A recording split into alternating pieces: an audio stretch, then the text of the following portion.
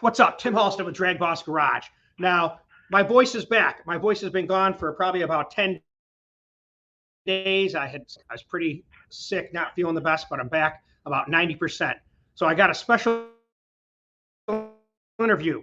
Now, I will not believe it, but it is a star, a famous legend from the early days of pro modators, aka Camp Stanley.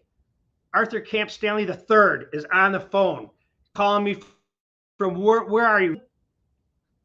No, I'm actually sitting in my office in Hagerstown, Maryland. There you are. O'clock this morning from racing in Baton Rouge, Louisiana. Now funny or tuner upper guy.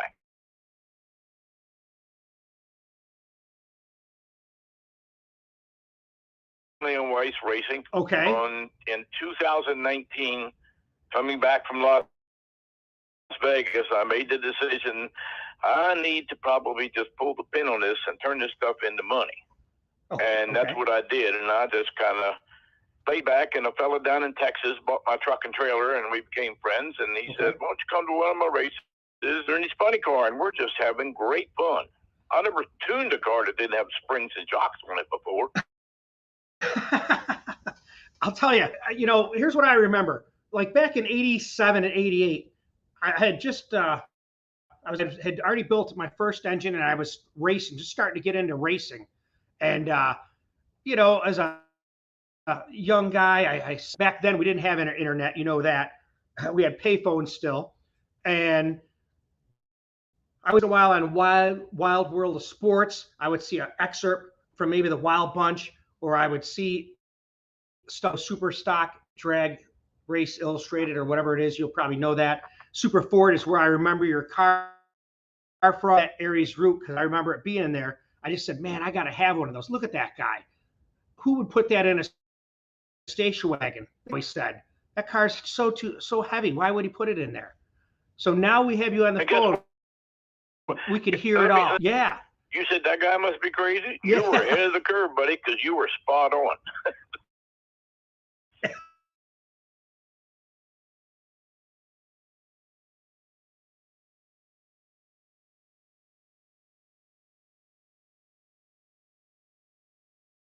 It's pretty windy here, so you might see it coming in and out. Hopefully the audio is still there. That's all that matters, is hearing Camp Stanley tell the story, not what Tim Halston is doing sitting in his garage. So let's keep rolling, Camp. This is awesome. Well, you just asked the questions, and I'll do my utmost to not try but tell you a bunch of lies. Okay. Yeah. Well, I might slide a little one in there once in a while. That's all right. Just like fishing. So the 87 Taurus wagon, you got that as a body in white, am I right? Yes. Okay. I had to buy it. I had to give $1 for it. Sure. Oh, $1. It cost you $1. And it came with what? Did it have the windows? Did it have just the shell? No drivetrain? It was just a shell, no windows. Yep. All steel. All steel. It weighed 3,500 pounds. Am I right? It weighed 3,475. Okay. Now, what was the first engine you put in it? We put an Allen Root motor in it. Right. Because they were going to do this. They were going to help out and do this, that, and the other thing. And I about spent $97 bazillion working out the flaws in the motor. And all of a sudden, there wasn't any money forthcoming. And I said, okay, that's enough of that. Okay. So I bought the motor out of John Paris's crashed funny car, the Rodeck, and put it in there. Now that was a 542 cubic inch, I think, right? Yeah, 542. And it ran on methanol? On methanol. Okay. And all the Allen Root Ford stuff went off in shipping boxes and bags and drums to Sydney, Australia, to the Gatt brothers. And they actually put it all together and ran it in top door slammer in Sydney for quite a while. What was their name? I didn't hear you. Gatt? Gatt, G-A-T-T, Joe and Benny. Okay. When you had it in the wagon, what size, what cubic inch was it? How fast was it? It was a 526. Okay. I think the fastest I ever went with the Ford was do probably somewhere in the 780, 790 range. Oh wow. Okay. That's moving with that kind of weight. Yeah, it was pretty good. So that was also blown, was it? Yes. Injected, blown. Okay. Injected on alcohol, yes. Okay. Because I made a video, and that's how I got into this, talking with Alan Root. I did an interview with him and got some information, and he mentioned your name, and I said, I remember you from back in Super Ford. And then I got hooked on it and did some research, and I made a quick video. Hopefully you saw that, or you will see it after this. And got a lot of history about you and read about you, you know, up until like the 90s. You were racing with a Wild Bunch, which sounds like a crazy group. I don't know Tommy Howe that much. I read more about you, but you guys seem pretty close. You seem that he put that 542 in his Datsun. Am I right? Yes, we took Tommy had the baddest car and I had the baddest motor, so we put them together, and he drove it. I tuned it at Atco when Billy Meyer owned IHRA. Okay. And that's when you went to 699. We went up there to be, for one reason alone, to be the first door car in the sixes. Okay. And we did it on that quick shootout on Saturday night, and we didn't even stay for eliminations because it was my oldest son's graduation weekend, and his baccalaureate was that Sunday, and I wasn't going to miss it. Right, family so first. So all the IHRA racers got up Sunday morning, and we weren't there. Who cares? You got a 699 out of it, right? Yeah, and the money. Mike Thermos honored his agreement. He had put up $1,000, and wow, he wasn't keen on putting it up to a blown car. And I said, "Well, I'll make you a deal, Mike. If we beat the guy there, you give me one of those nitrous kits that you have for between the injector and the blower." Yep. And we did a deal, and we did it, and he gave it to me, and I took it home and sold it. Nice. What year was that? That's a really good question to what I can't even answer you right now without looking back through some stuff. Because I thought it was 88. It was like 1886 or 1887, I think. 1886? Yeah. A couple hundred years ago? Yeah. Okay. Seems like it. Catch up, would you? So, someone told me, I thought it was 88, but someone said it was 99. Does that sound right? No, I don't think it was 99. Yeah, I thought it was earlier than that. No, because I replaced the Taurus wagon with a Thunderbird, and we went. I'm make sure I get this right here. Yeah. 692 at 202 in the Thunderbird. Wow. And that was in 1991, so it would have been probably 89 or 90. Yeah, I think I read 88. Crazy. So here's what I got. So I don't really understand the Wild Bunch other than they kind of filled in when there was a jet car that didn't show up to make a pass or something, exhibition. So it was, let's race a car against a jet car, I think is how it kind of started. Am I right? Well, that was way back then. Todd Mack was the promoter at Maryland International Raceway down in Waldorf, Maryland. Yes. And Todd was a promoter extraordinaire. And Tommy Howes had a blown Camaro at the time with a blower and carburetors on it. Yep. The other jet car didn't show up. So Todd went down to Tommy and asked him, "You want to run the jet car?"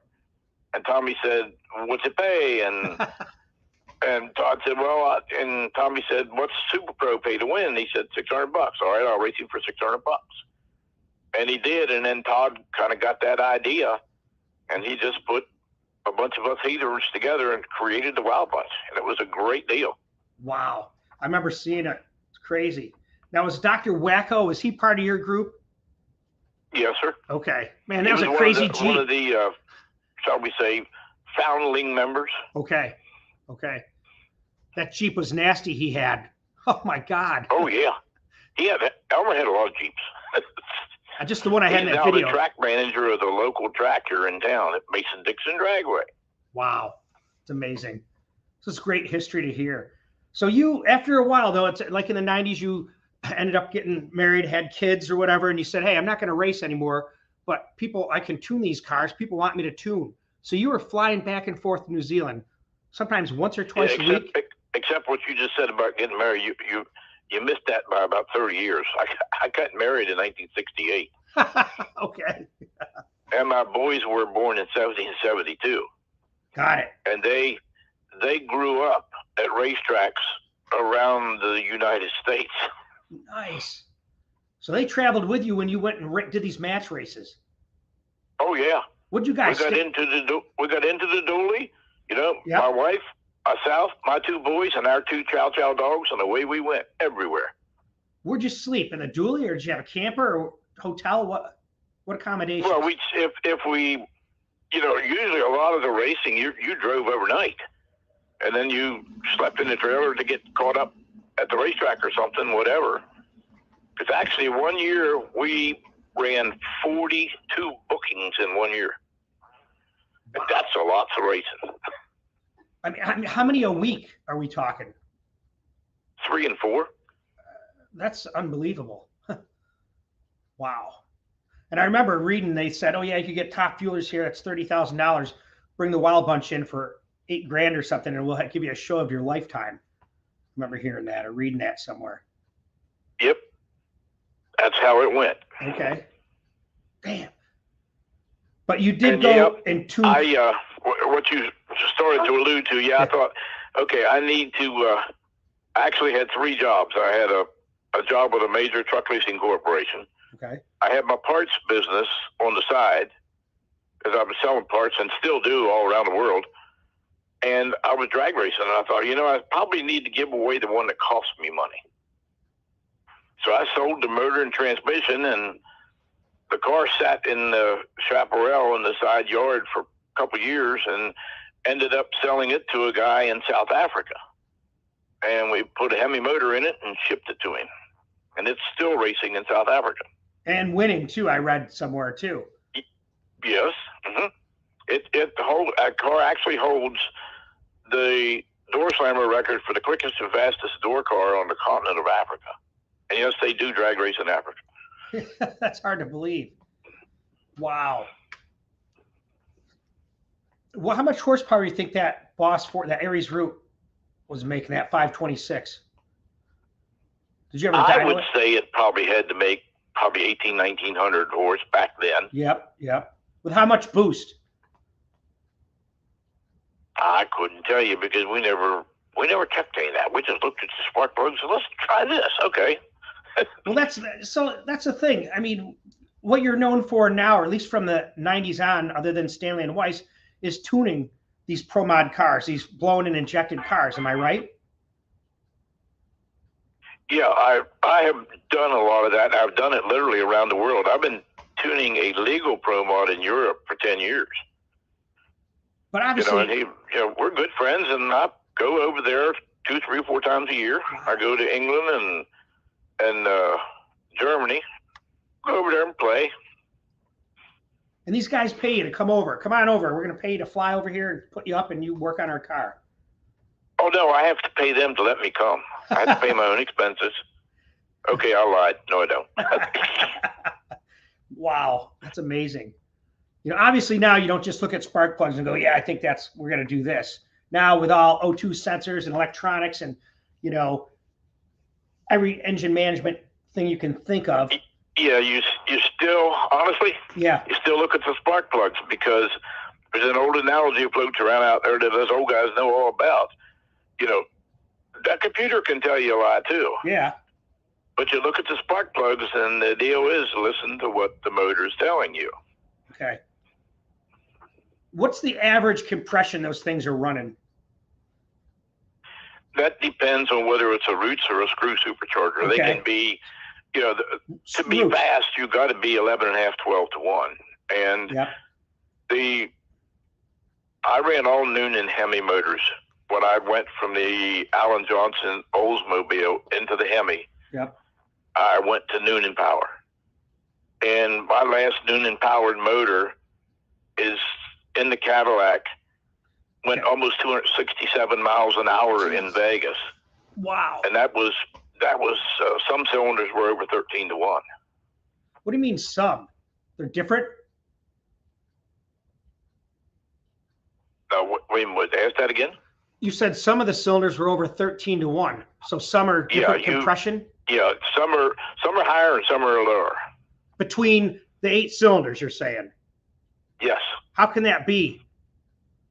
You just put a different piston in it, put a shorter rod in it. Okay. So Now I get it. So you're doing that. You're customizing that compression ratio for that cylinder, depending on where it's firing in the cycle, to give it the best power. And you just can't get enough fuel in it, or you got to run the rest of the motor so rich, or you're going to burn up those. Okay. So with that kind of, I just got a little tip from my friend Jamie Noon, and said, Camp, put the short rods in these 3 cylinders here and go run the car. And that's what I did for years with all my Noonan stuff. See, here's something I'll tell you, Camp. I've never ever heard this in my life, really.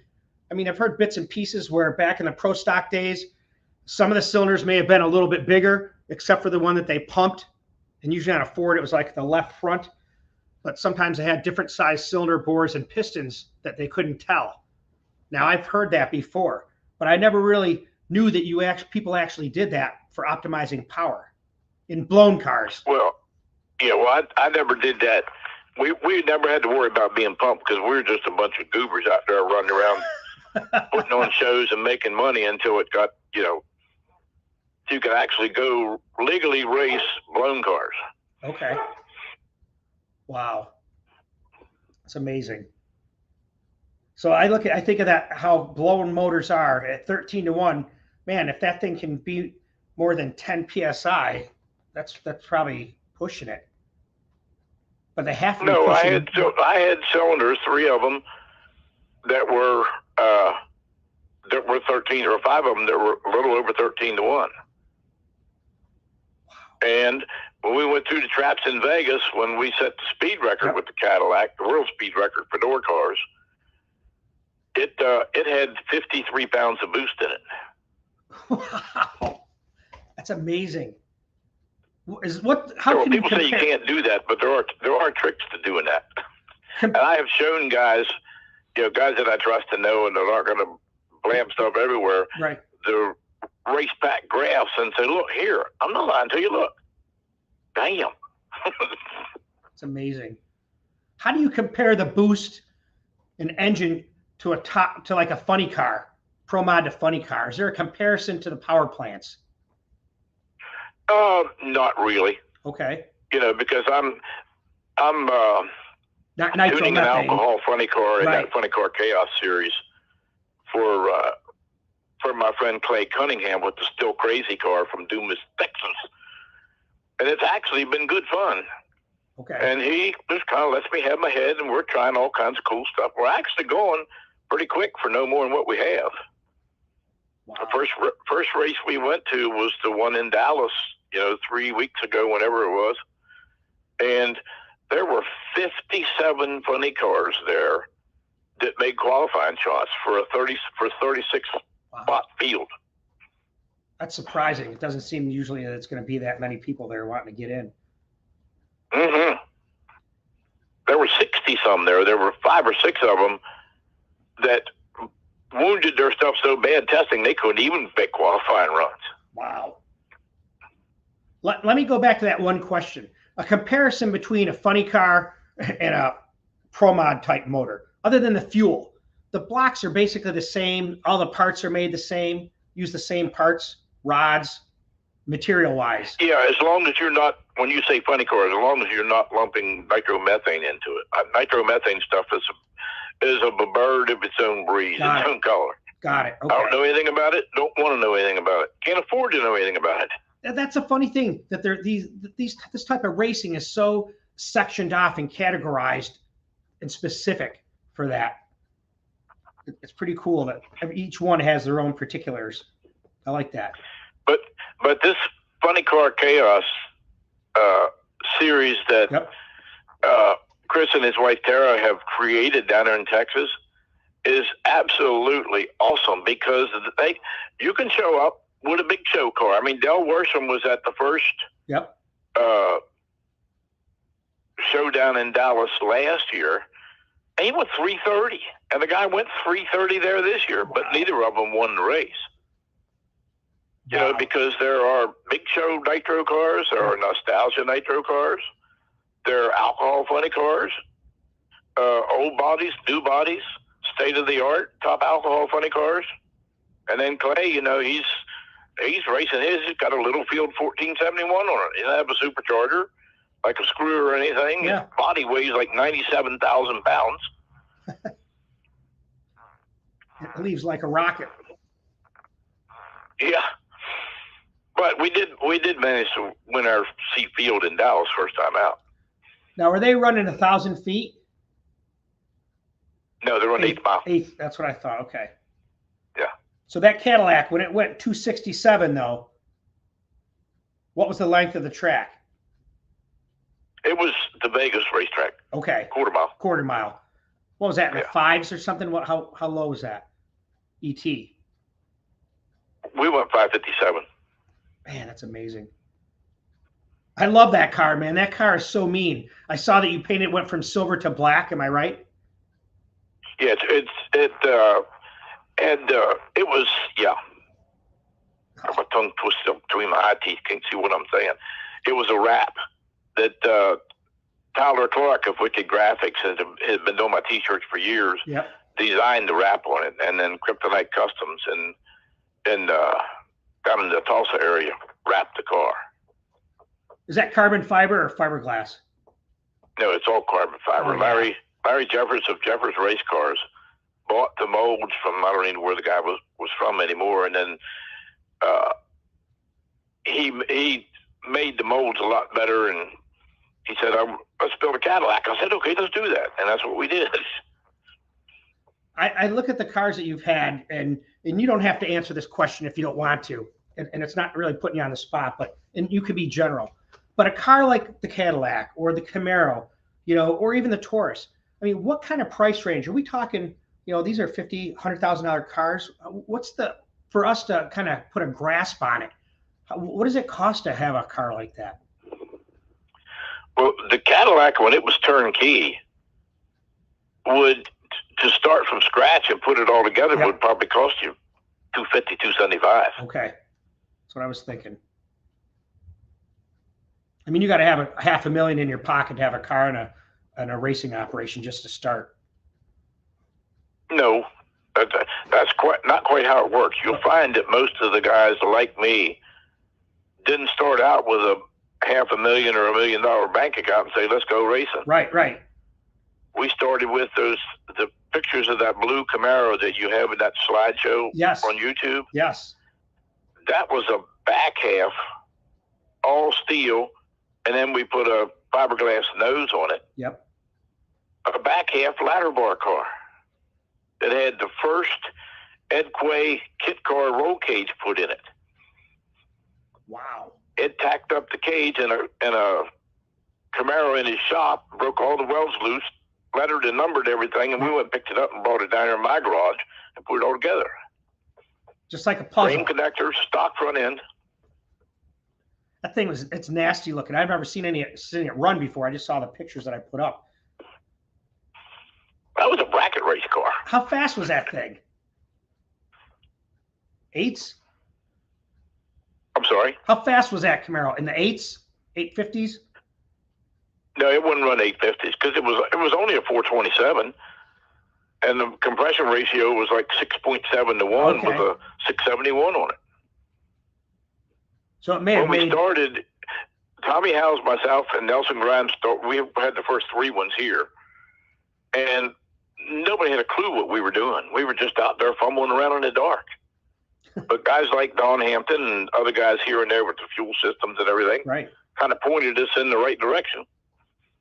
And after that, it was drain the bank account because it's on. Hell yeah. It's like, I'll tell you, the people that I've had on for interviews, a lot of educated people, a lot of guys in the field. It's awesome. You're the only second person I've ever had on that has ever driven a car. Rusty Glidden is a buddy of mine, and we talked about driving his cars, his pro stock stuff. You being the driver, what's it like to put that throttle down and do a burnout halfway down the 8th with that thing cackling and backing it up and getting ready to launch? How's it feel to have, 1,800 horsepower under your foot? What's it like? It's one of the world's greatest head rushes. It's Clay Cunningham that owns this Still Crazy Racing Team from Texas. Yep. He loves him some burnouts, and he can do some burnouts. So we did the first run in Dallas last month. with the whole new combination that we changed it over to, he did almost an 8-mile burnout. Nice. That boy loves him some burnouts. And people love to see it. You know what I mean? It's part of the whole Americana of drag racing. It's epic. Exactly. You know, it's what makes it different. And, I explained to him, you know, because the Hoosier tires that he's running, you know, Clay, you do not have to do burnouts like that. So are they a radial I've seen John do a burnout just right to the tree and come back and run just as good. And run 350s and 360s. You don't have to do them, but he likes it. It psychs him up, and he's a hell of a driver. So it's his car. Have at it, big boy. There it is. Now, what are they running? A radial slick? No, just regular bias, regular funny car tire like everybody else runs. Same tire we ran on the Pro Mod, except his was a smaller version. We're going to go to the bigger version eventually. How many runs you get out of a set of tires like that with him driving with a burnout? 10? No, you can get more than that. Oh, okay. We've already got, I don't know how many's on it right now, but 3, 4, 10, 13. They got 15 on them now. We've only been to 2 races. Nice. I'll have to look him up and see if I can find some of his footage. And then if you talk to him, if he wants to come on and talk sometime, just like we're doing, it'd be a great thing, or even a video type conference, all 3 of us, you know, do some talking about the old days. He sounds like he's into it heavy. Yeah, well, I don't know how long he's been funny car racing. Actually, we never talked about how long he'd been driving a funny car. I actually met him because I sold off my whole complete operation, and I sold the whole thing through networking of people I know. Sure. Except the truck and trailer and the car itself. And I put him on racing junk, and he called me about it, and he and his wife flew up and looked at it, and they actually brought a cashier's check with him for the asking price. And then John and I drove it home to Texas, and ever since then, now we've become pretty good friends, and I get to go and play with in other people's sandboxes. It is nice, I bet. Wow. It's a privilege. It's an honor. What was really cool about this funny car chaos thing is a lot of those people don't know me because I never did travel in the funny car circuits. So I could fly around under the radar, but now we can't. Because I have a very, very firm habit that when I go someplace, you know, I never say who I am. I never say what I've done, nothing. I'm just some guy. And it always has to be fun. When it ceases being fun, your butt needs to be home sitting on the couch. That's exactly right. That's a fact. Yep. We won that race in Dallas, the first one. And I put a post up on Facebook. You know, I do a lot of lurking on Facebook. I don't do much posting. Right. But I put a post up there that said, you know, there I was walking down the street in Annis, Texas with a cardboard sign around my neck, "We'll tune for food." And they picked me up. And I said, and then this happened. I put a picture of us up in the winner's circle. Nice. Wow. It just kind of amazes me when I hear what you're saying. That you fly to Germany and England and New Zealand and all these places to tune. You know, I think you have to know what you're doing, or something's pretty special about you for people to want to bring you that far away to get them to, you know, pick up what, a 10th maybe? Oh no, a lot of them picked up a lot more than 10th because just like Clay, when I never saw his funny car until last summer. We went to a little podunk track called Mocan Dragway in Missouri. And it's the greatest little track you'd ever want to go to in your life. And there were 43 funny cars there. Wow. For 24 spots. And there was no blacktop parking. Everybody was parking in the grass. Nobody bitched because they had to park in the grass. Yep, the old days. Dogs running hither and yon, one fit to the other. Kids running everywhere. It's just a great, great place to race. Wow. It's amazing. Now, any way you could say what he picked up after you started working on it? Mile an hour or ET or? We went to Baton Rouge and had lunch yesterday before we had to go back to the airport. Right. And Doc Bunch, who is related to Clay's Bug, which happens to stand for backup girl, if you don't really know that. Yep. And we were sitting there, and Doc told him, at the racetrack, and then he said the same thing there at the dinner table. He said, last year, if you could have won a 420, you were over the moon. You were happy. You were jumping up and down. And now you're running 390s, and you want to know, okay, I just went 396. Can we go any faster? Well, yeah, but let's just take our time at this. Yeah, so his dream, his mom was in Dallas with us, and his mom said he always wanted to run a 3. Well, he got to run 2 of them in a row in Dallas, and the semis and in the final. Wow. So we're just baby stepping it along. Nice. Very cool. Now, what do you sell for parts? Do you sell like ProMod stuff, injectors, blowers, blocks? I mean, when you say you sell parts on the side, is that what you're talking about? Yeah, I do.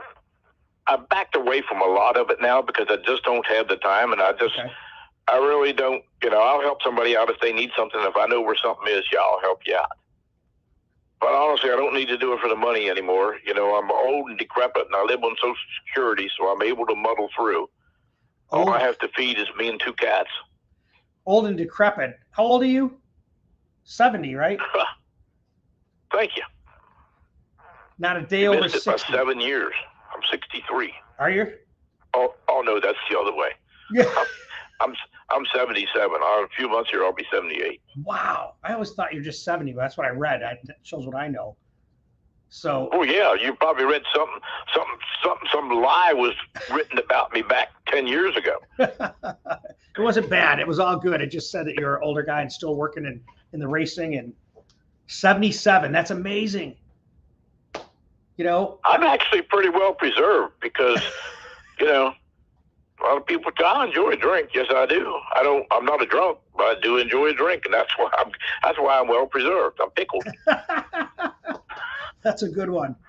That's nice. Well, I'm let's see. I'm 20 years younger than you. 57. And I feel like I'm 77.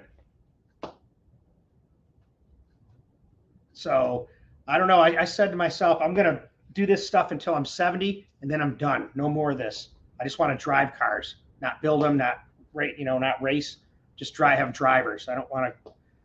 Racing's hard. People don't get an idea. If you race on your own, just a little guy, it's a lot of work to load your car, to load all your junk in the back of your truck, to get everything ready. It's ball busting. If you don't have an enclosed trailer. The cars that we raced ever since my youngest son, John, took over the steering wheel, John and I maintained these cars, just he and I. We didn't have any hired renters. We'd have crew guys, if we got in a pinch, make them up and help swap a motor or something like that. Yep. But we did everything ourselves. Wow. Now you have 2 sons, right? John and Raymond? And Raymond. If you look at the video that you put up, that's actually from a racetrack up in New York. Where? And that's Berserko Bobby Dorr doing the announcing. Oh yeah. Okay. What racetrack in New York? It's Empire now. Yes, I don't remember what it was called back then. It's called Empire now, that Patrick Budd is the manager of. It was near Buffalo, right? No, over by Rochester.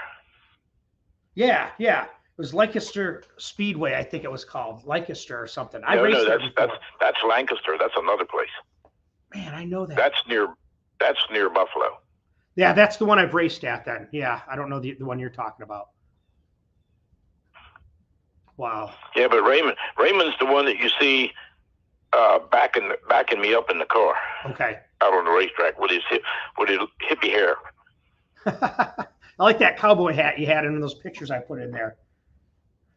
I still wear my cowboy hat, Ember. You'd be surprised, even if I go overseas, people, and I don't have my hat on, which it was a thing that John and I had. I never wore a hat when I was with somebody else's car. It was a signature of our car. Okay. Well, now John's not racing any longer, so I was actually at the March meet in Bakersfield last fall, mm-hmm. and United didn't get my bags to me, and my hat was in the bag. So Brian and Heather Macy from down in Lake Havasu in Arizona, okay, they were there because I was there helping a guy with, of all things, a freaking turbo car.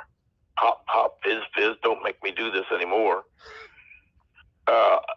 And Heather went down and bought me a hat because I didn't have any money either. Everything was in my bag. Wow. And then last weekend, I wore that one in Dallas, and then last weekend I drug out my old reliable floppy brown one.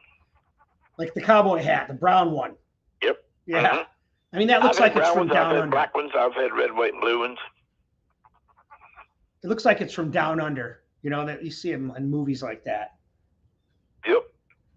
Now, do you live in New Zealand, or have you lived in New Zealand? No, I've never lived in New Zealand or Australia. Okay. You just but fly I have there. a lot of friends over there. Right.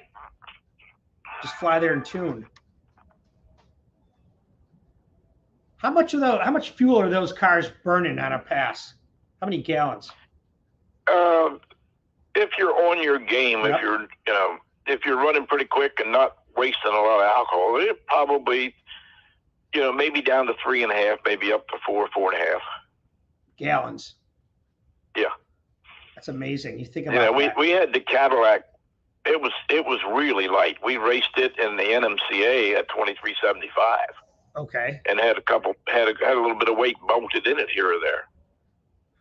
And the Camaro, when we set the Pro Mod World ET record in Vegas the first time we went out there, that car was under 2,300 pounds.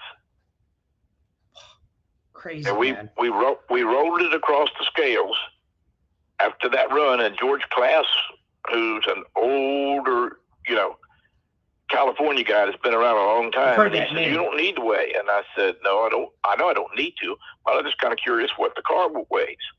And really, it was a mental thing, because I wanted him to see, and he could tell everybody, "That's a light freaking car. You will not believe." And we rolled it on there, and he said, "Push it off and push it back on." I said, "You don't believe that, do you?" He said, "No." I said, "Well, what's this?" And pushed it on it, weighed the same thing. Damn.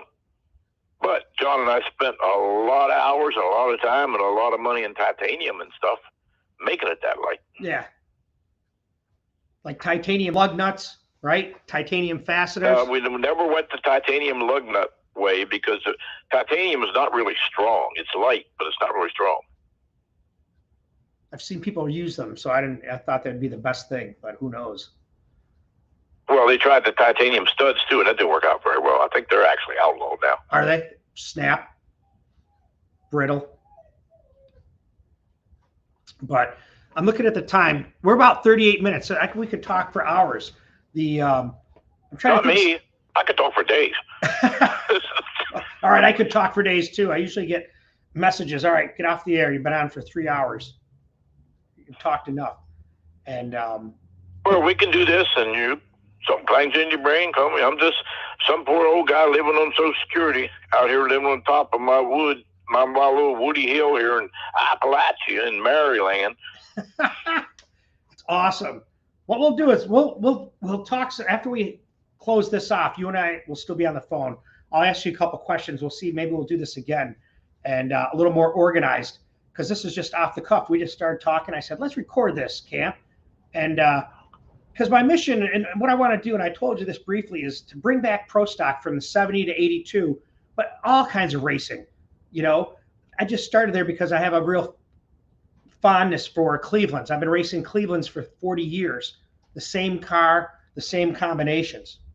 And to me, back in the pro stock days, the Cleveland was a rocker. There's no doubt. I mean, it was running the show and eating up the big guys. So I have I don't know. That's what got me into racing. I saw Glidden once on TV, like in 75, and saw the engine and all that stuff. And then it kind of clicked in my head. And then when I saw your car in Super Ford, I mean, that was like, man, that's at the next level. And I would love to have one of those Arias Root. A buddy of mine has one. So actually 2 people I know, 3. So if you got one laying in your garage, let me know and I'll come by and pick it up. No, I sold every bit of that stuff that I had, like I said, to the Gap brothers. that thing about put me in the poorhouse. I said, nope, no more. Thank you. I'm out of here. Do you think it was because it was new and everything was coming? You know, it wasn't like it was seasoned, so to speak. Well, there wasn't any development work done on it. Okay. I ended up with mine. Mine actually belonged to Billy Meyer, because Billy Meyer, when Dale Armstrong was his tuner, was going to run an Arias Root, Allen Root. They weren't Arias back then. They became Arias after Allen sold all the stuff to Nick Arias. Yeah, yeah. But Billy had 2 complete motors and a whole bunch of stuff. And I heard about it, and I thought, oh, I called him up and said, yeah, I'll sell it to you. So he brought everything to Indy, and we took the dolly and went to Indy and loaded everything in the back, took it home, and figured, oh, this is pretty cool. Wow, look at this. Oh. But there wasn't a lot of design work done with it, because NHRA banned it before I think they had a motor running, and I think they might have had it in the car. I'll tell you the truth. I don't really know. Yeah, here's what happened, because I talked to Alan Root a couple weeks ago, and that engine was in Billy Meyer's car, and they did make passes at the track. I think it was in Michigan or something. But anyways, they made passes with it. Now, he said it wasn't the best passes, but they did put it down the track. He was going to take pictures, but never did. And then he never knew what happened to it. Now we know that engine in Billy Meyer's car, that AR motor, went in your Taurus. Am I right? Yeah, I bought everything that Billy had. And Alan should have known that, because when I got all that stuff, then I talked to Alan some. I may have forgot, but I mean, I missed it. But yeah, that's good to hear, that history. Because you never know that. People don't know this. They don't know where that motor came in that wagon back in the day. No, and Billy Meyer, I mean, he didn't know me from a bar of soap. I was just a voice on the telephone, you know, and he gave me a smoking deal and helped me out. Guys like that help out little guys. It's kind of like I do nowadays. And I feel the same way, man. You give back who you can help, you know? That's the way it should be with racers. That's how we have this camaraderie. That's why I have this channel. Not that you have a lot of time to go looking through all my videos, but I do a lot of engine stuff with Cleveland's, cam degreeing, piston and valve clearance. You know, I measured it 4 different ways and showed how things change when it's loaded versus unloaded. So I do a lot of things that they're not just Cleveland related, but engine building in general. Because this is what we got to do, is give it back to the people that want to get into this, bring back this old technology. You being a Cleveland guy, yeah, you need to go back and research Fords in Australia, because I said about the Gatt brothers bought my shotgun stuff. Yes. Those guys, when you cut them, either of the brothers, they bled blue. And Buzzard Joe, he's since passed away. Benny's still racing some, but they would not drive anything that wasn't a Ford. Wow. Nice. Yeah, I did go back through the history on the stuff from Australia when they. What now? I did go through the history when they set the patterns back to Australia to be made after '74, and it's just, I don't know, it's just amazing to hear this and bring it back, because we're talking 50 years ago. You know, we're talking 35 years ago when you raced. It wasn't 10 years ago. It was 35 or 36 or longer. I built my first blown door car in 1976. That's when I built that Camaro. Wow. Okay. Yeah, I was 11. Yeah, I was going to be bad fast back then. I just didn't know how to do it. But we figured it out. Well, you guys were there. I mean, do you think, from what I've read, I would have to say that you guys are really the precursors to Pro Mod. Am I right? Yeah, like it goes back to what I said. I don't very often say who I am or what I've done, but yeah, that is pretty near right. And a lot of people have said it and know it. Right. You know, just like Charlie Carpenter was a nitrous precursor of Pro Mod. Okay. Now, did you know Animal Jim? Yes, somewhat, but not a lot. Okay. All right. Because he was in the Pro Mod too, IHRA stuff. Yep. Now, did you guys? And that super series thing that they had at one time, it lasted for a little while. But because he was more nitrous and NA, you guys didn't really race together, but you raced at the same meets. Am I right? No, the same venues, but not at the same time. I forget what they called that series they were doing. They were basically trying to be a Wild Bunch. Okay. Okay. Because the Wild Bunch was actually one of the longest running booked in shows. The Wild Bunch lasted 12 years. I didn't have any idea it was around that long. 12 years. That's because you lead a sheltered life out there in Ohio. I do. I don't watch TV. I don't drink alcohol. I just play with my kids and do this YouTube thing, and my wife and I are having a great time. As long as it trips your trigger, good for you. Exactly. I agree. We should never have to do anything to make somebody else happy. That's right. Stuff to make us happy. And take care of our family. There you go. That's a great message. You know? So what I'll do is I'm going to end it here, and we'll talk for a couple more minutes offline. And let me just say some words to the people that are going to watch this. I plan on doing this tonight, putting this on probably 5 o'clock tonight. So you guys can enjoy this too, because it's some real history. And what we'll do is Camp and I will talk, and we'll come back with some time when we can do this again, but have a little bit more specifics, maybe just in the alcohol tuning and that kind of stuff. Your expertise, give us some information on that kind of thing. Data logging, what you feel about stuff like that, tunes. So let me end it here, guys. Appreciate you guys checking out this live interview with Camp Stanley. It's awesome to see him here, hear him here, and I appreciate it, Camp. So thank you very much. Well, thank you for giving me time to pass on some of the stuff that's stuffed in between my ears. The more stuff I pass out, the less stuff I got to keep up there. Exactly. And you'll remember more in the future. Yes. All right.